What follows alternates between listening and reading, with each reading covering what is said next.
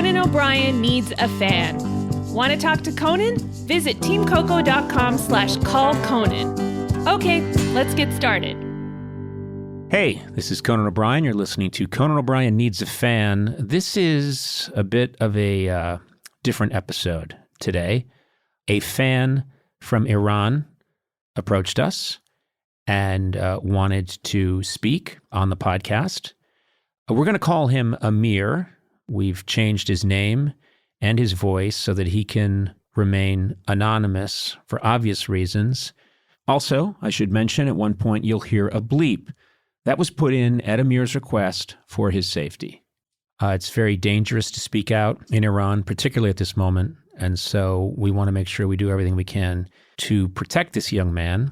I do want to give a quick disclaimer or trigger warning.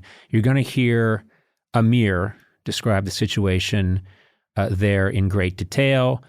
Many of the details are brutal. They're difficult to hear. So just keep that in mind. A lot of people obviously may listen to this episode and wonder how they can help out. If you're one of those people, you can visit at Team Coco Podcasts on Instagram for more information on how you can get involved to help the people in Iran. So let's talk to Amir. Hey, Amir, how are you? Oh my gosh. I'm just, it's amazing. Like, I couldn't be there right now. I can't get a visa. This is the only way I can see you. This is a dream come true. Amir, it's very flattering. I know that Amir is not your real name, but I will call you Amir. I think it's important for us to describe, Amir, I'd first like to know, how is it you're able to reach out to us technologically? How are you able to do this? I imagine the Iranian government does not want you going on a Zoom and talking to any American broadcaster. Each American tourist that comes here, I'll tell them yes. Facebook, YouTube, Twitter, Instagram, WhatsApp just got banned lately because of the protests. They're all banned. They're censored. You have to access them via VPN. And, it's like porno. Going through Instagram is like finding porno. Right. There's not much difference between them. And, they're all banned. I'm talking to you via VPN, and I'm scared that the connection might drop. Right. I'm just scared. Yesterday, the whole day, I couldn't connect via VPN. Right. You could connect via Wi-Fi, and Wi-Fi is extremely slow. I had to download a 2 megabyte picture, and it took 2 or 3 minutes. Like 2 megabytes. Amir, let me ask you. It's ridiculous. I am not going to say too much about where you are. I'm going to say broadly you're in Tehran. Is that right? Yeah, I'm in Tehran. Don't worry about the security details. People aren't going to figure anything out with my name, and don't you worry. Okay, all right. If you assure me that's the case. Yeah, it's like Sam. Okay, Sam. All right. Well, Amir, I'd like you to use it. It's not like Conan. Okay, watch it, Amir. I'm reaching out to you. These are very turbulent times, and now you go after my name. By the way, I'd like to change my name for this interview, if you're okay with that, Amir. Let's see, what should I be for this interview? I'm going to be, let's see. Kate Blanchett? Yes, I'm Kate Blanchett. You're call me Kate now. I'm Kate now. Call me Kate Blanchett, just okay. Kate. All right, Amir, Yeah. we're being silly, which I'm glad because silliness must always prevail. Let me ask you this. Do you feel safe talking to me right now? Yes and no. Yes, because I already told your producers about what I'm going to do about this. I asked them to change my tone a little. I don't want the same frequency as I'm talking to right now as when the episode comes out. Because look, this the IRGC has a system like NSA. They can find you via your sound, by your image. I asked specifically not to show my face, because that would cause me trouble. These are very intense times for you right now, yes? Yes, these are intense times. Days ago, the state prison here called Evin was on fire. I heard about that. Yeah, by the way, I'm glad you guys heard about that, because in here, your news media just tells nothing. So there were videos of two motor shops, I think, were fire. I have a friend who lives near Evin. It was like, look, it was like hell. We had to close the windows. The windows were shattering. It was ridiculous. Everything was shaking. Is there any, Amir, let me ask you, does anyone know what happened at the prison? You say you live in the vicinity of the prison. Do they know what happened? We've heard that eight prisoners died? Well, the state TV says four prisoners died, but the state TV lies all the time. You just don't. At some point, we were like, whatever state TV says, just believe the opposite. Okay. A lot of times. And this tactic sometimes works and sometimes it doesn't because, the regime here is ridiculous. But still, it's such a historical accident. I just saw it on my phone and I was like, this is fucking historical. By the way, can I say fuck here? Yeah, you've got bigger worries than that, Amir. I wouldn't worry about swearing. Yeah, swear away. You're welcome to swear all you want. Because we're all very curious here in the United States. And of course, people all around the world are curious. What is it like to be in Iran right now, in Tehran, to be a young person? I've always been aware that Iran has a very young population, and people are very intelligent, they're educated, and they have strong opinions. And so we'd like to hear from you right now what it's like to live in Tehran during this revolution. Yeah, that's the main reason I called you guys to talk about the situation here, because we need more people to talk about us. This is not a joke. This is not BS. We want people to hear us, and your news organizations are just, I wish you guys could have seen your news organizations through my perspective. I wish you guys could read Persian so that you would understand the amount of lobbying happening, the amount of stuff that aren't being shown that must be shown. Yep. I wish I could have come here as myself and talk to you about comedy. I'm a comedy nerd. I can talk to comedy with you all day. It's my pure passion. Oh, okay. Pure passion. But I'm going to have to talk about this. Then we'll get to comedy later. So, well, first of all, can I say, Amir, I think you've got your priorities completely upside down. I know that some intense stuff is happening in Tehran right now, but we should talk about comedy first.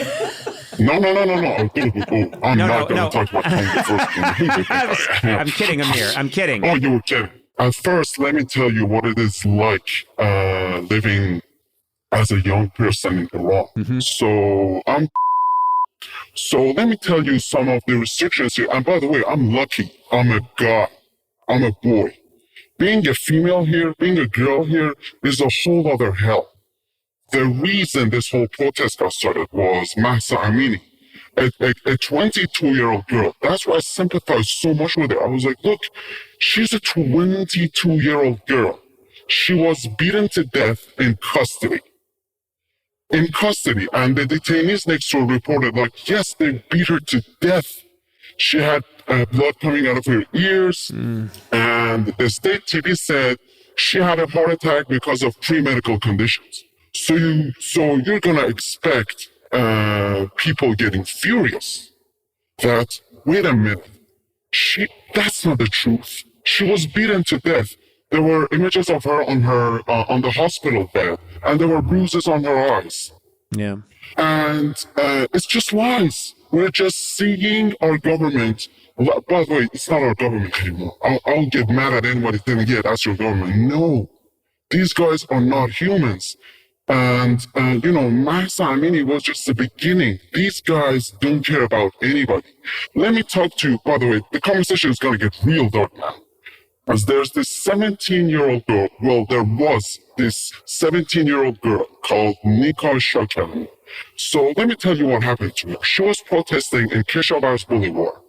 She got arrested and she wasn't heard about for 10 days. Then her body was found with bruises on her face. Her face was beaten. She was beaten to death with batons. On her face, her parents reported that. Her nose was smashed, her skull was broken. Again, Conan, 17-year-old girl, minus 18. To you guys, that's minor, right? Everywhere that's minor. You don't hit a child to death. And then later, there were reports of her getting raped. For 10 days, Conan. She was tortured, raped, and beaten to death. This is what they do. Like, You know when you see HBO or Netflix episodes and at the beginning of the episode it says caution, violence, sex, drug use, whatever. Now imagine the amount of cautions that you'd have to put simply just talking about Nika Shakarami. A girl who was just protesting, she burned her scarf. Like you guys don't understand what burning a scarf means here. Masa Amini was in custody because she didn't look the right way. Her hair was out a little. Her hijab wasn't proper. And the morality police arrested her, beat her to death. Like, how do you handle that news, Conan? Let me break in for a second and say that I do think there is an awareness of what's happening, in the West. We obviously don't know to the great detail that you have because you're living there, but there are wide reports in the United States that this revolution is quite different than some of the disturbances that have happened before. I was reading an article recently that said that more young people and children are participating in the protests, which is quite different than anything that's happened before in memory in Iran. Is that the case? Yes. These are children. Look, these are people my age and less. Yeah. That is insane. 3 days ago in Ardabil, they threw tear gas in a school in Ardabil. Ardabil is a town in Iran. And they, took children as prisoners. And one child, a girl, a schoolgirl, died. And these protests have been going on for a month now. So each week you just hear terrible news after the other. This psychological situation, look, I'm under so much psychological pressure. I hear this news and I'm like, what the hell are these animals doing to children? Like a child was killed. I think she was 8 years old, 9 years old. Like imagine going through that. Even in video games, you cannot shoot children. And they kill children. Do you think the revolution, which I remember very well in 1979, when the Shah fled and Iran turns over into this theocratic government, it's been such a long time since that happened. And there have been many moments since 1979 when young people have said, we want change, we want something different. Do you feel that what's happening right now is different than what's happened before? Do you feel like this revolution, this protest is stronger?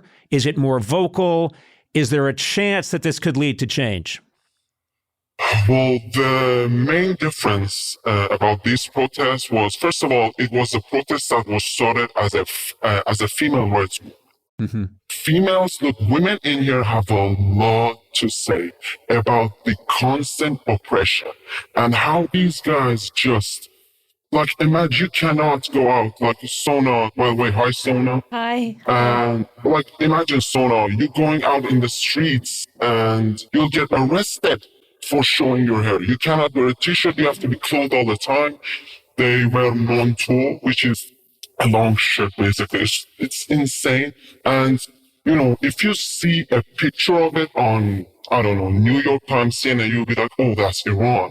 But people in Iran will tell you, that's not what we want. We don't want that. I want my mother, all the women here, to walk freely without being pressed charges here. Yeah. And the women here are fierce. They're brave. They've not come to fuck around. Since the beginning of the protest, this is like the first time in the beginning of the protest, I noticed this. People were like, that, just saying that is insane. Right. People arrest you. People have gotten hanged for saying, and they just torture us here. Yeah.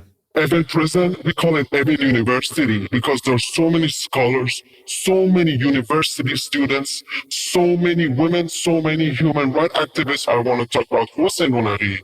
He went on a strike. They broke both of his legs, Conan. He's a human rights activist. He was just saying how the regime was doing propaganda. He got arrested. He is in prison right now. There are so many people in prison right now. When the fire happened, people were like, we're worried. These are geniuses in there. I mean, imagine the pain. Imagine the grief you would have to go through from that happening to you. There's a couple points I'd like to make. One is you've said repeatedly, and I understand why you're saying it, is imagine this. And I have to be honest with you, I can't imagine it. It's unimaginable to me. It's unimaginable to people that live in a society like mine that this could happen. And I have incredible sympathy for what you and what your people are going through. I would like to say that we'd very much like to speak to a woman and hear her point of view. If you have a friend who would be able to speak to us, or would they be too worried to do that? I'll tell you guys my guess. Yeah. There's no female around me right now. Right. It's midnight here. Right. Okay. People are Okay. asleep. Yes. But we would like to hear very much from a woman who is participating in this movement and hear from her point of view, as well as your point of view. And Conan, you talked about my personal experience growing up here. So I remember being in elementary school, and we had Quran classes, Quran, the book that Muslims read. You know about that, right? Yes, of the course. Quran. Yes. And so we had classes of Quran, and they would tell us the whole premise of the class was just read Quran. And read Quran, musically. Read it, learn to read Quran the right way. And I was like, wait a minute. So I'm reading Quran, but I'm not reading the translation. I'm just reading in Arabic. Like, how insane is that? Reading the Quran in Arabic, not reading it in Persian, not reading what it says. And that's what people would say, like, well, are the protesters protesting Islam? I was like, look, our problem isn't with Islam. I just don't want Islam ruling my life. Right. I don't want Muslims, not even Islam. Like, there are mullahs here that haven't read Quran. They just make stuff up. They haven't even read Quran. This mandatory hijab, it's not in Quran. Muslims will tell you. It's not in Quran. They do a lot of stuff that's not in Quran. But since people don't read Quran here, they just need how to sing it perfectly. Like, it's crazy. Imagine if people were like, look, you're going to have to read the script, but in Arabic, and don't understand anything. Just read it in Arabic. It's insane. It's just, pure hypnotizing us. Yeah. It's indoctrination. The history book here is not the real history. And by the way, I urge you guys to share this knowledge, share this to everybody. It's what we want most. I saw a post on Instagram. People said, yes, celebrities are talking about Iran for attention. Yes, we want attention. Talk. I don't care if you're a narcissist or you're just some down-to-earth guy. Post about Iran. People need to know about us. Okay. And this is important. Like, how many will come out and say, yes, it's because of America and Israel. He just says that so they can oppress people, so they can freely shoot people. And I've seen you have the same strategy at Conan, and you shoot everybody in there. I mean, come on. Well, listen, if you're comparing me to the oppressive regime in Iran, you're not far off. I have my own way of dealing with people, but it's a verbal assault. And how dare you, Amir? Amir, do me one favor. I know you have notes there, but I want you to put your notes aside for a second, because what I'd like to do is understand on a very human level, you, years old, young man living in Tehran. I'd first like to know, how are you participating, or are you participating in this revolution, and what do you do? What is your day-to-day? How do you help out? How do you contribute?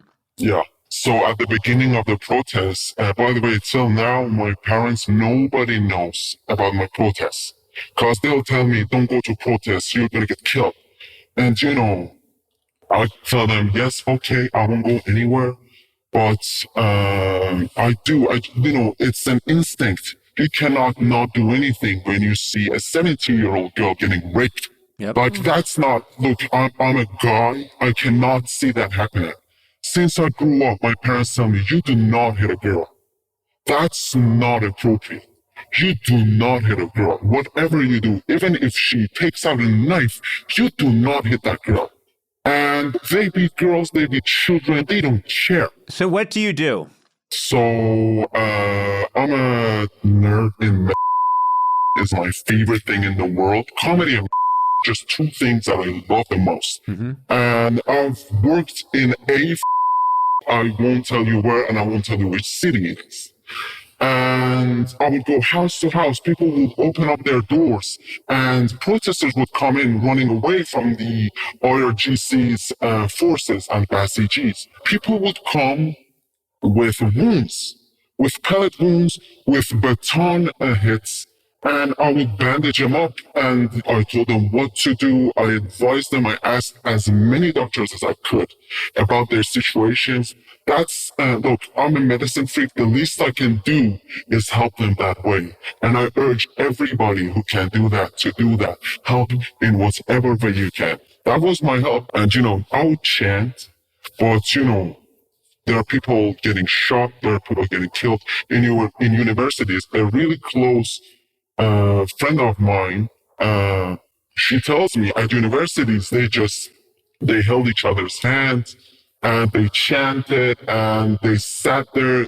They just protested whatever whatever way they could. And, the IRGC has spies among university students. Mm-hmm. There are people just like us. You see a guy with a tattoo, with a Nirvana t-shirt coming to university, and this guy is from Basij. And you cannot tell the difference. Yeah. And by the way, my problem with your news media, you guys are talking on and on about Trump.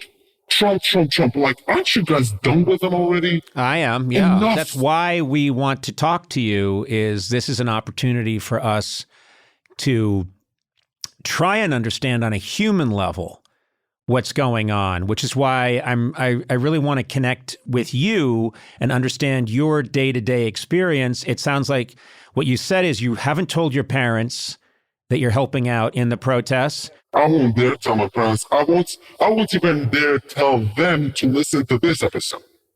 A lot of people, Amir, a lot of people won't admit they listen to Conan O'Brien, but for different reasons, okay? You happen to have a very good one.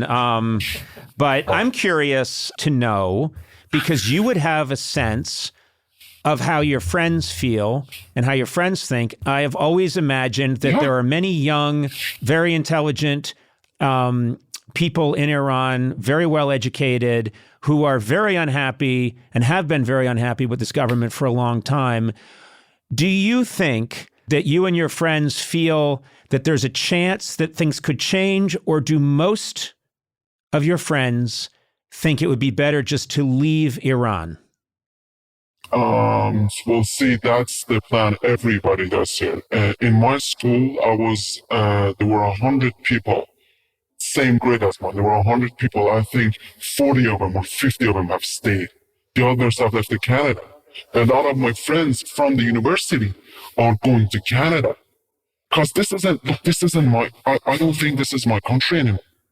These guys don't treat me like a human being, and I'm a god. Imagine being a woman here. You can't talk freely. You can't sing. There's not a Cardi B concert here. There's no female concerts here. All men. I'm insisting on that. This movement started as a women's rights movement. Mm-hmm. And in here, look, I'll lose hope about the protest when I see you guys stop talking about it. When I see your news media just going silent on this stuff, I go, what the hell? They're just gonna do what they did to us 3 years ago. Did you know, Conan, 3 years ago, there was another protest for fuel prices, and they cut internet completely for 7 days. You do understand what that means? But there are limits to what the Iranian government can do. You're an example right now. You're talking to us. I understand it's after midnight in Tehran. We're in Los Angeles, but we're having a real in-time conversation. Yeah. There is hope that if you can do this, many more people can get the word out and keep this story alive. Yeah, so there are stuff you guys can do, and I urge you guys to do this. Please tweet about us. Please talk about us. I want everyone, not just you, everyone in that studio and anyone you know, just ask them to talk about us. We need people to hear our voices because it needs to be heard. There are crimes happening here that should not be forgotten. 180, I think more than 200 people died in the last month simply because they were like, look, we're not with the regime. Right. And the regime was like, well, guess what? I'm going to torture you guys, imprison you guys, and kill you guys. And guess what? The mainstream media won't talk shit about you guys. And that annoys the crap out of me. I need you guys, I urge you guys, everybody, anyone there, please talk about us. On that point, Amir, let me quickly ask you, I think there are many Americans, and I agree with you that we can do our part to be more vocal about what's happening in Iran, and we should do that. And we will make people as aware through our platforms as aware as we can of our interview, and we're going to keep up, our end of things on that. But I do believe there are many people in the United States who think Iran is a closed system. What is it we can possibly do? It's an isolated country. We don't have diplomatic relations with Iran. So what is it that Americans can do on a practical level to affect change? I think there is a feeling sometimes of helplessness in our country. There's actually stuff you can do. Yeah, okay, go ahead. So contact your representatives. There are some petitions online to throw out the children of the officials. Look, Khomeini, his children, all the officials who have participated in the IRGC's crime and Khomeini's crimes and this regime's crimes. You'll find their children on social media in America, in Hollywood, in Los Angeles. They take our money, the money that we gave them to. They steal that money and immigrate to US to live a better life. So what I'm asking you guys is contact your representatives in Congress, Parliament. Look, I don't know the political system there, but ask any officials, mail them, tell them something. Ask them to identify and freeze the assets of the officials who participate in these crimes. I bet you'll find a list of more than 50 or 100,000 people, of just people who came there just because of privilege. Similar strategi's been used against the Russian government because obviously many Russian oligarchs have assets here in the United States. They emigrate here, they buy expensive properties, and there's been an attempt in the same way to crack down on the people around Putin to increase pressure on him. You're saying that you think in the same way there are people who are related to someone in the government or to Khomeini, yes, and that they are living in the United States and that their assets could be frozen. I'm talking about Khomeini, and not just Khomeini, everybody. By the way, do you know how extremely crazy is that I'm telling you guys? I cannot say any of this to you guys. It's extremely dangerous. And I'm telling this because people need to hear about this. So yes, contact your representatives, ask them to identify and freeze every asset of the Islamic Republic's officials. There are petitions online. Just you do a Google search and you'll find about them, or go on Twitter. Let me ask you quickly for clarification. When you talk about Khomeini, I just want to make it clear to everyone that you are. It's a distinction from obviously Ayatollah Khomeini, who's been dead for a long, long time. Yes, and Khomeini is the supreme leader right now. Yes. This guy's just been torturing us for a long time.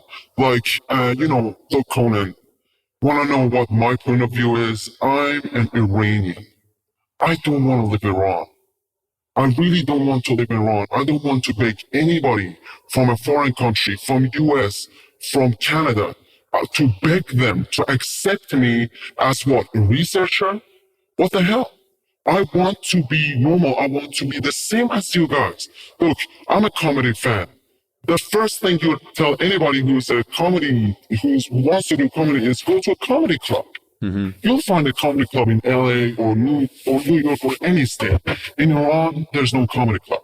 You're not going to find a comedy club to go perform as an open mic, let alone as an MC. There must be places, though, Amir, where or ways that people like yourself who like comedy can gather secretly and have performances. Does that happen? Yeah. So everything gets censored here, Conan.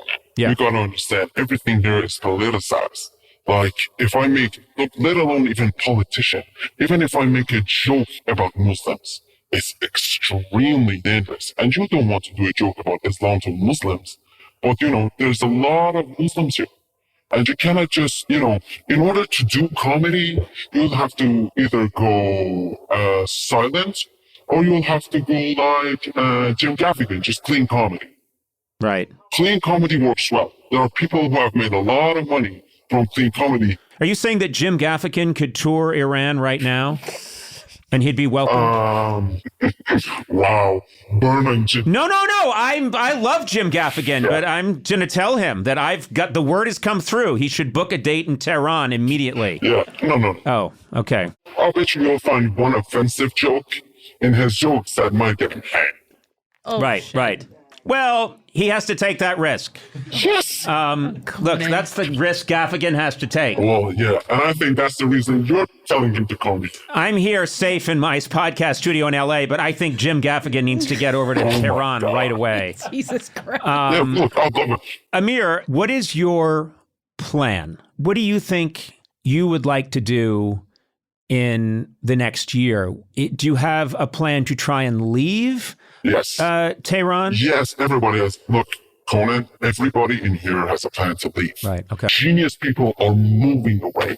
I'm not going to stay here. I'm going to leave. That bothers me. That bothers me a lot. Right, okay. Now, I'm lucky because I kind of can, but there are people who are so under the poverty line. Look, there are guys so below zero, you need like 100, 200 millions for that guy to reach zero. And by the way, Conan, these protests, these started as women's rights, but these are us telling you guys, the economy here is ridiculous. Everything is ridiculous. Like, remember when Trump was like, look, I've had it enough with nuclear deal. Yep. Which had its own benefits and, its own casualties. So after that, the dollar price went up by 5 times, 6 times. And our worst car here is called Pride. Of all names, Pride. And we're not proud of that name, by the way, because the car is terrible. This is an Iranian. This is a car that's made in Iran, and it's called Pride. Oh, it's called Pride. Yes. You have a car that's called Pride, and you're saying it's not a good car. Yeah, I had a joke where it was Pride movement in here just means another family getting killed because of the accidents with Pride. Amir. Yeah, I know. Look, Amir. Look, you make really dark jokes here. That's not a joke Gaffigan is going to go with. The Pride is a very dangerous car, is what you're saying. Dangerous car. It's insane. Yeah. So the price of the shittiest car, Pride, was about 14 million, 15 million Toman. Toman is the currency here. Right. So in a year, the price spiked up to 100. And right now, Pride is 200 million. Want to know what the minimum wage is in Iran? The minimum wage in Iran is 3 million per month. So if you divide 200 by 3, you're going to get 66. And you divide that by 12, you're going to get 5.5 years without spending any money just to buy Pride. Just to buy a terrible car that may kill you. Yeah. Yeah, people ask me, why do you want to leave? Well, look at the economical situation here. Like forget the, let's forget about the whole freedom thing. Let's just talk about the economy situation here. I'm living with my parents. Do you really think I want to live with my parents?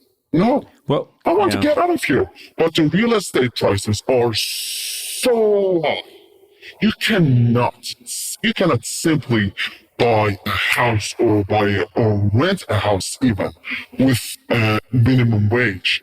And look, I'm not that financially bad. I'm normal. right. And even I can't do that. Imagine the guy who has nothing. Amir, one question that anyone would have at this moment is, and I think I obviously know what the answer is, but I have to ask it. There's this theocracy, there's this religious government that you and all of your friends and a large swath of the people are unhappy with, and the economy is in ruins. You wonder how long this government can sustain power. How can they stay in power? I understand they're using terror tactics to repress the people, but it feels like things cannot. Do you have any hope that this just cannot continue at a certain point if enough people like you, if a large enough part of the population is disaffected and violently upset? So that's why I look at the protests now as a historical movement. Yeah. These are historical moments in Iran. And there have been a lot of historical moments happening in the past 3 years, Conan. This wasn't our first protest. There were protests happening 40 years ago, and after 10 years, there was another protest. But the protests had a long time between them. Right now, it's like a year and months even between protests. Yeah. That's why we're getting hopeful about this, because look, even if the protests stop, there's just going to be another protest. Because people are fed up. Ask any Iranian you know about this, and they'll tell you. And I bet you there's a lot of Iranians there in LA, right? Mm-hmm. Yes. I mean, there's more Iranians in LA than some towns in Iran. Right. And I just cannot not talk about this, Conan. My main goal for this interview is for people to hear you on a very human level talking about what it's like in Tehran right now. And I think you've done that. I think you've done a lot of that. I'm curious to know, you've said that your dream is to leave, which does make me sad that people as intelligent as you should be the hope and the future of Iran. And it saddens me greatly that yourself and your peers feel like there is no future there, that this government can't change, because you do have a beautiful country. You do have a country with an incredible history and culture. And the fact that you feel that your only hope is to leave is devastatingly sad. Yeah, that's why I want this revolution to succeed. Because I want freedom. I want you to do a tour in Iran. And by the way, all of you guys, all the Conan staff is invited to my house. Oh, really? I'm going to give you the best pheasant June ever. Yeah. Oh, you come. If Iran gets free, the first place to come here is my house. And if you go anywhere, I'm not seeing you again. you're not what? Yeah, what's that? I think, didn't you? He said if we go anywhere else, you're not invited to his. No, wait a minute. Yeah, wait a minute. you're Okay, gonna come in Amir. first. Go No. to Iran and don't go to his house. The whole concept here is that I need a friend. You're my friend now in Tehran, so I want to come visit you. How would that go over if I visited you in Tehran? Would your friends even know who I am? Would they have any idea? Yeah, I'll have to explain to my friends, like, oh, I'm going to meet a Conan. And, obviously they were like, who the hell is Conan? I was like, look, he's a comedian. He's my favorite comedian. He's an Irish fellow. He, he has red hair. He makes really great jokes. And they were like, oh, I love Bill Burr. And I was like, no, it's not like that. Okay, Amir. Singer. I had that coming, I guess. You'll stick out. I think Nice. you'll stick out in Iran a little bit. I think don't underestimate your parents, Amir. They may know about me, and it's important. It's You know important. Kate Blanchett? Yeah. Yeah. Oh, yeah. So everybody knows Kate Blanchett. Yeah. Just say And by there's the way, this. everybody loves Conan. Oh, that's good. Everybody That's loves good. Conan too. I was just making a joke. No, it's very too late. And it's also, No, I like it. Sona, let this man speak. sorry, it's He too needs late. to be heard. Are you saying that I'm beloved in Iran, Amir? we love you here, Conan.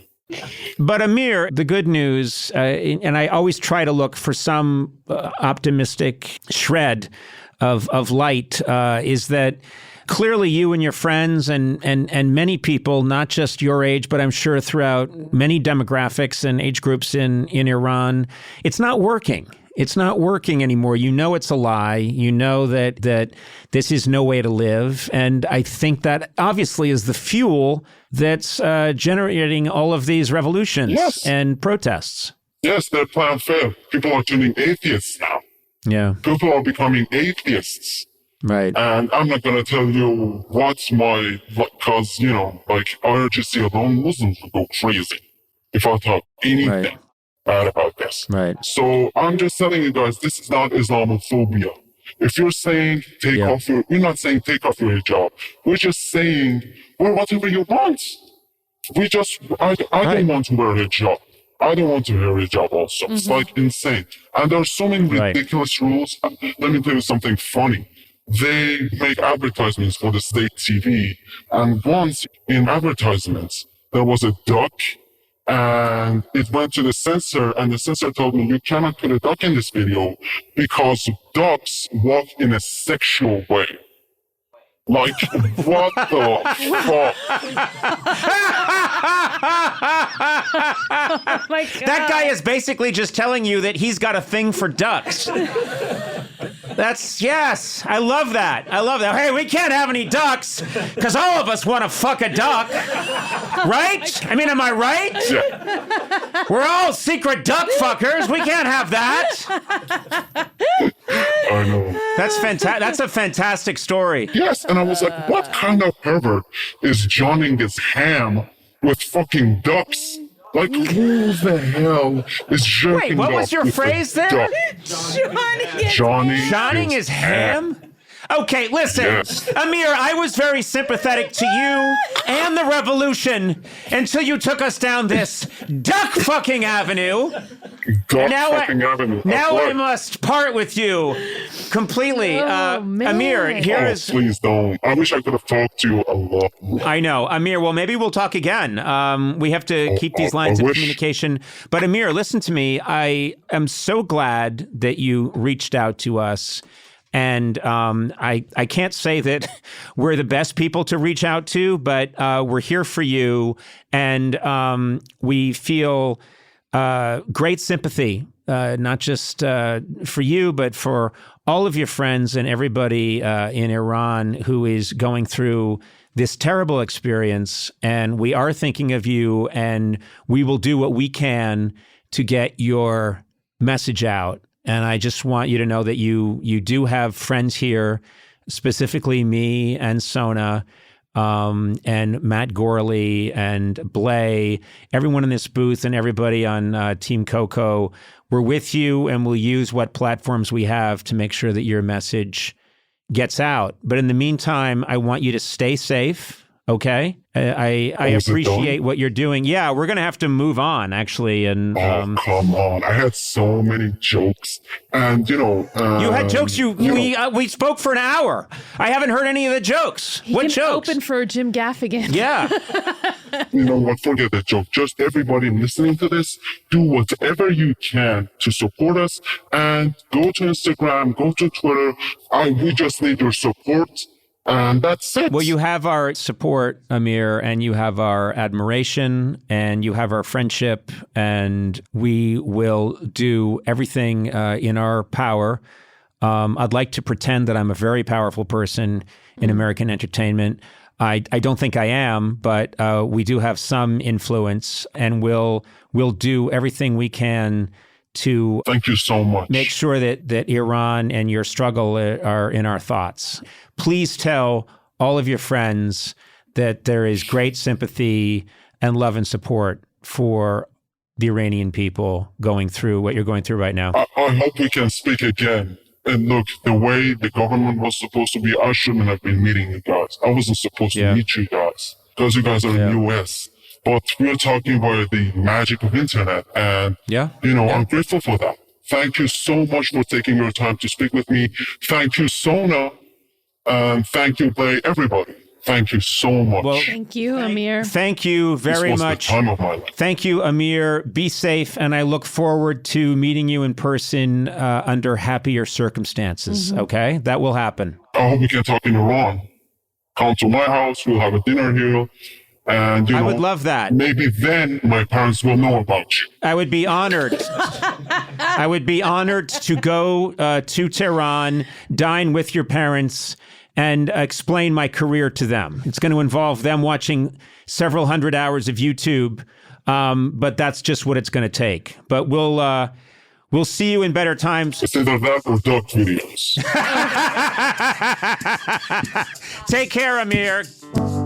Conan O'Brien Needs a Fan, with Conan O'Brien, Sonam Movsesian, and Matt Gorley. Produced by me, Matt Gorley. Executive produced by Adam Sachs, Joanna Solotaroff, and Jeff Ross at Team Coco, and Colin Anderson at Earwolf. Music by Jimmy Vivino. Supervising producer, Aaron Blaird. Associate talent producer, Jennifer Samples. Associate producers, Sean Doherty and Lisa Berm. Engineered by Will Beckton. Please rate, review, and subscribe to Conan O'Brien Needs a Friend on Apple Podcasts, Stitcher, or wherever fine podcasts are downloaded. This episode was edited and mixed by me, Brett Morris.